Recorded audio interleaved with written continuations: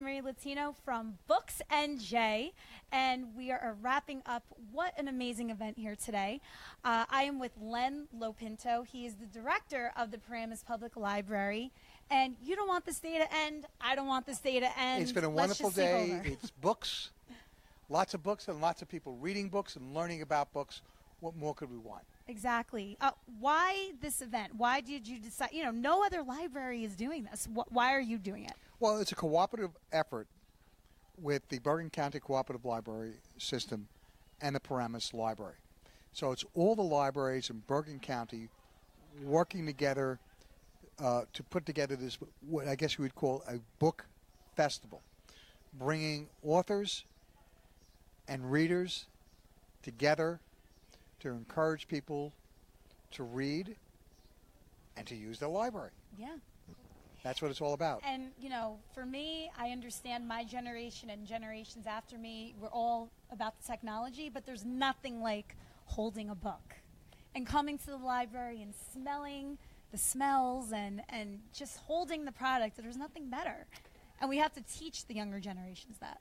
And we're doing that. Our library, the Paramus Library, is full of young people in the afternoon, as many as 100 coming in to use the library, do their homework together, borrow books, do research, and we love to have them there. Our library is not a quiet library with Marion, the librarian, running around going, shh. Now, they're not jumping off the rafters, but we're not going around making them be perfectly quiet. Oh, I would love that. That's not how Very hard for me to be teenagers, quiet. right? Yeah. Teenagers and middle school and younger children don't do homework like that. They talk to each other while they're doing homework. Mm-hmm. So why it's not super noisy, it's not quiet. It's normal. It's not normal. Stringent and strict and restrictive. Yeah, I get it. We look at the library as a community center, a center where people come to meet and greet each other, find information, come to a concert, take out a book, a movie, TV show, audiobook, and music. Yep. So it's all those things. Awesome. It is really awesome.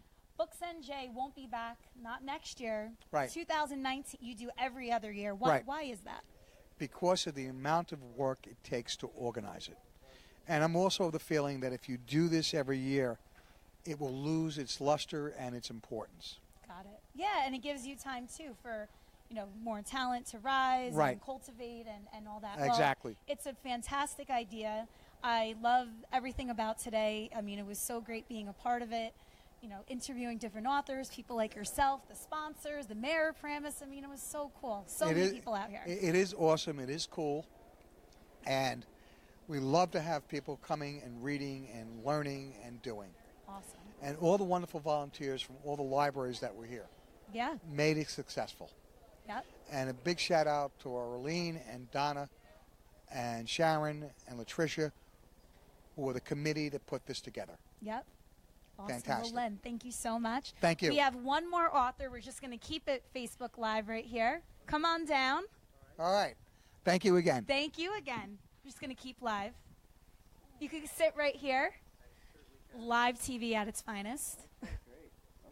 All right. Thank you so much. So tell the audience who you are. Okay, just my name. My name is Rafael Badaljaca. I live in Glen Ridge, New Jersey, and I'm the author of a couple of books, Father's Day Encounters with Everyday Life, and the Yogi poems and other celebrations of local baseball. I'm also working on a third book right now. In addition to writing the books, these stories that are in the books have been the source of performances. I've actually had 9 short plays produced. They've run in Shetler Theater on 54th Street, and some of them come out of the stories, and some of them are original.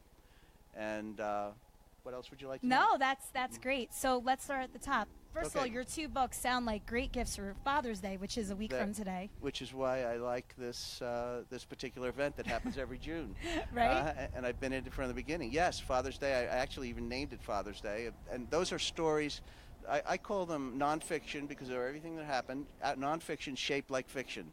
And they're great little stories, and there's plenty of them out there. I even had a psychologist has written to me and purchased the book 11 times of course, the Father's Day. So I think I don't know who she's giving them to, but she keeps buying it over and over. That's amazing. I get lots of letters from people, unsolicited, about the book and what they've read in it, and it's been a great source of joy to me to have written it and to have gotten responses like that. And baseball, my inspiration is, I say, from an angel, and the angel is Roger Angel, who is one of the greatest baseball writers. He says, baseball seems to have been invented to explain everything else in life. Oh, I love And that. he is a New Yorker writer, and he is 97 years old, so he's had a lot of life to make that comparison in. And so the baseball book is just generally about baseball, but also about Yogi, who lived in the town next to us.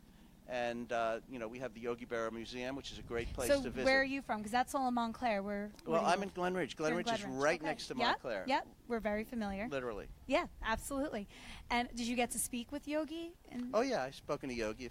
I spoke to Yogi but in working times. On your book, did you Well, get to actually, no, the book is really just inspired by Yogi. I didn't want to bother him, but I did. But I have met Yogi on several occasions in the museum mostly, and I have pictures with him and whatever. That museum is amazing. I love going there. So all about baseball. It's not really just about Yogi, but it's definitely about Yogi. Yeah. Oh, yeah, absolutely. Well, he's was a walking historian of baseball. What kind of impressed me was, what kind of impressed me was that Yogi has an awful lot of quotations and a number of kinds of different people that quote Yogi Berra. It's really amazing.